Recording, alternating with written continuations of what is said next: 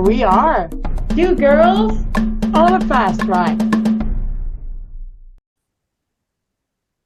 Well, hello, everybody. Hello, Lynn. How are you today? Hi, Marie. I'm so good. How are you? I'm doing great. The weather is beautiful. We had Oh, an awesome weekend.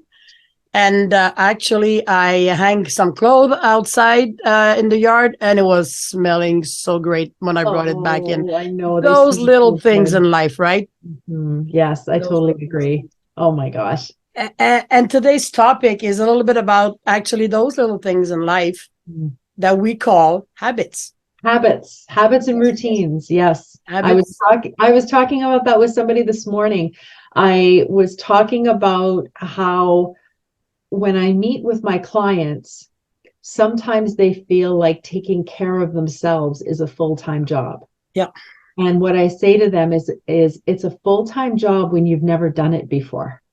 totally. You don't know how to take care of yourself. Just like anything new, habits need time to root. They need time to develop.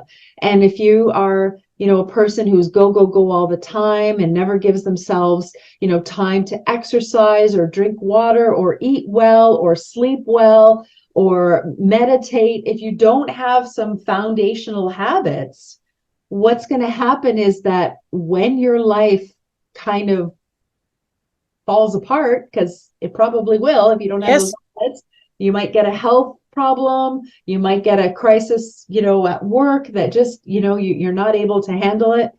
I Then did experience that a couple of years ago. You know it all about my happens. health issues I had It before, happens. and it was all related to work, and it was not even not my own business. It was Yeah, somebody else's business. So yeah, I mean, yeah, at some point, you really, really want to, even if it's a small step, every day, 5, 10 minutes on the treadmill. That's how I yeah, started, and then I yeah. ended up being able to do 45 minutes Mhm. because I created an habit. Yes, yes. You Yes, and create the habit and you build on it and you do it every single day, regardless of whether you feel like doing it. And we decide today for our viewers that we're going to do 2 podcasts on this topic Mhm. because there's way too much to talk about, and we don't want to do a 1 hour podcast Yeah, that's right. because you might find that too long. That's way So too subscribe right now, click the bell for notification, and leave us some comments. We are really grateful for that. So talking about habits, I found the Intelligent Change article that are talking about the 25 best habits to have in business. Oh, nice. And you can put that in any kind of business, because Mhm. people who step foot in the world of business usually process that something, a quality that makes them daring, fierce, and prone to taking intelligent risk. But intelligent risk means also that you need to take care of yourself. We're not going to say that for nothing, just for fun. You really need to take care of yourself. Mhm. And guess what? The first habit to get to be in business, the first good habit to take is go to bed early so you'll wake up early. And Yeah. I'm not saying that, let's say, go to bed at 8 p.m. because we all have different kind of businesses. And some people, their business, well, if you have a restaurant, if you have a bar, if you have something you do at night, maybe you could go to bed around 11, but don't wake up at noon because you're going to miss a lot of stuff. If you need 8 hours, take 8 hours. Some people need less, but Yeah, depending on what your, let's say, 90% schedule look like, go to bed early and wake up early. You're going to be way more productive. What time do absolutely. you go to bed? I'm usually asleep by 10:30. Oh, me, 10:30. that's before that. Mhm, mhm. Yeah. But I wake up very early in the morning, usually. This morning Mhm. I did a little bit snoozing, but usually I wake up before 6. Yeah, yeah. Yeah, there are a couple of mornings that I have to wake up earlier than I would like. My dream waking up is 7 a.m. That is my dream, is if I could, wake up every single morning at 7 a.m., that would be perfect for My me. alarm is set for 7 unless I have something at 7, but Yeah, I'm awake way before that. I yeah, try, even during the weekend, I cannot wake up late. Yeah. later than 6:30, I'm awake. I'm not saying that I'm getting up, but I am awake. That's Yeah. Yeah. definitely what happens to Sleep me. is huge. When you don't sleep, your body cannot restore function. Like when I always think about, do you remember when we were in school and the janitors that used to come in after school and they would do all the cleaning of the classrooms and you get there the next day, you wouldn't even notice it, but Yeah, the school would be clean. That's yeah, what happens when you sleep.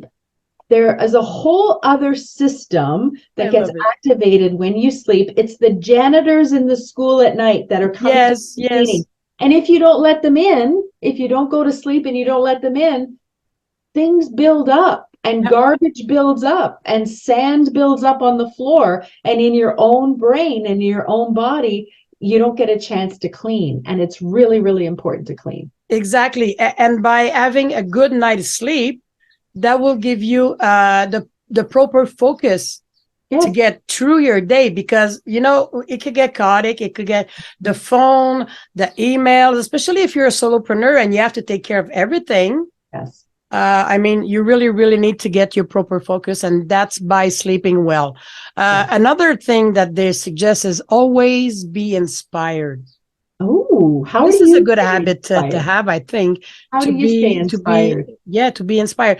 If you remember the exact moment when your initial business idea crossed your mind, and then the exact moment you decide to make a go for it, well, that what they mean about being inspired. Hmm, I mean, it's not something easy to that's be right. inspired on a daily basis, but Hmm. find something. Go Hmm. back to your why. Yes. Yeah. Going back to your why for sure. And if you're finding that you're not as inspired as you'd like to be, that's where a business coach can be really helpful. Yeah, That's where talking to a peer, like talking to somebody that doesn't work for you, but a colleague or somebody that you respect. I love mastermind groups for that reason. Mastermind groups are incredible because you usually have different businesses around the table and they bring a different perspective. So one of the things can be, gosh, I need more inspiration in my business, and they'll work with you to help you find that inspiration. and another way to get inspired is to go and watch what other people in your industry, what they're doing. What are they doing? Don't Mm-hmm. copy and paste, because you're gonna lose everything. It's not a good thing to copy and paste, but get inspired about what they do. Mm-hmm. There's different whys for everybody. And Lynn, to this day, it's been over 3 years that you asked me why that I wanted to do my business. Mm-hmm. And we did that quickly because you knew how to ask the questions. And within an hour, I had a powerful and strong why. Why? I mean, to this day, I still remember the steps that Yeah. you took to get me there. Yes. Yeah. And I remember very clearly in my mind. That was an eye opener for me, Yeah. totally. Well, if Um, you don't have a solid why, like it's really hard to do the what and the how. Yeah. And I would also say inspiring, if you're not reading every single day and you're not reading autobiographies or business books or self-help, if you're not on that path, then inspiration, it'll be challenging to it to will find be inspiration at one every time. time we do that our podcast. I go and find an article, and maybe sometimes it's not the first one. The one I found today, Intelligent Change. I've read like not all single word, but just the tips, the 25 habits to change. Just the titles of those habits made me realize that I'm gonna need to read that full article at Mhm. some point, Yep. because yes, I'm gonna grow with this article. And number three, this is something you do, Lynn, and I know you do that. Powerful morning. Yes. Power mornings. So my power hour. Yeah. Yep, Power Hour. It comes from the Morning Miracle or the Miracle Morning by Hal Elrod. So Hal Elrod is a motivational speaker and author. And I was doing a variation of it, not really knowing what it was, but this is where, his book really brought it to light. And there's, 5 different areas, and I won't get them all, but, meditation, exercise, visualization, journaling, what else? Meditation. See, I knew I would forget one.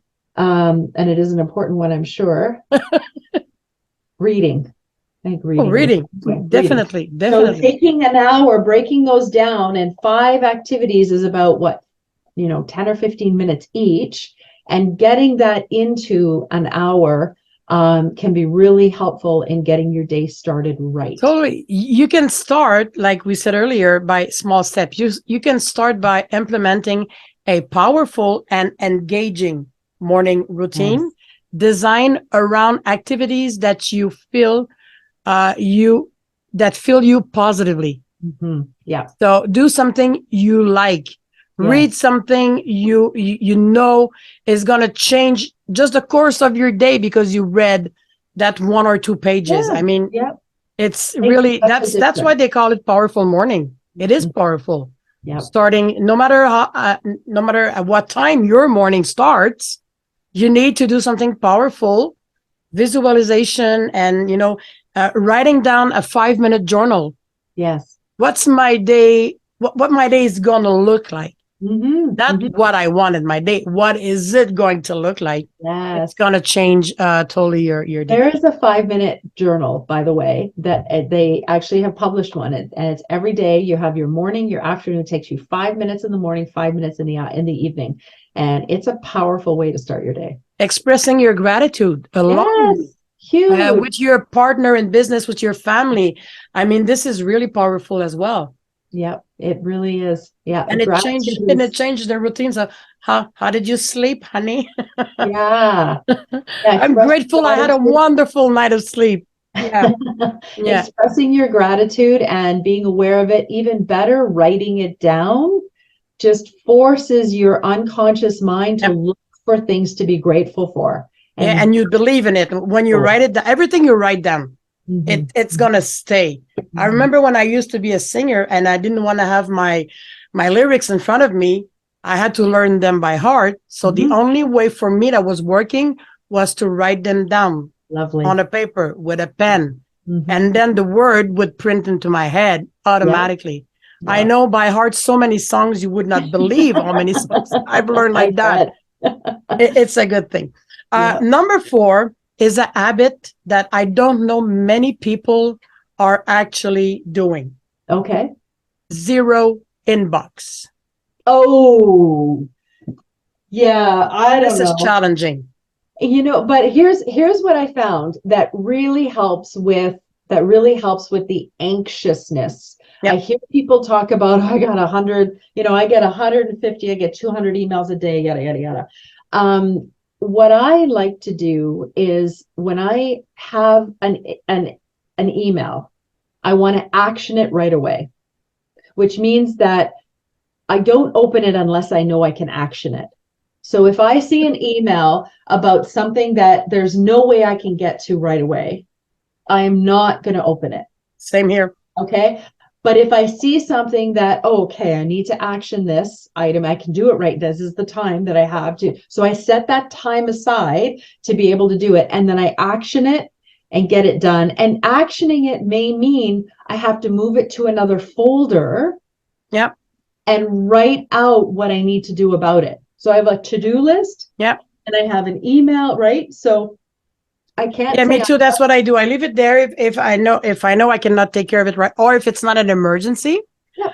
And I'm gonna place it in the folder, but I'm gonna write down during my week my to-do, reach out to or read email from, just to make sure. Because if you place it in the folder and you don't look into your folder, it's gonna get lost. That's for sure.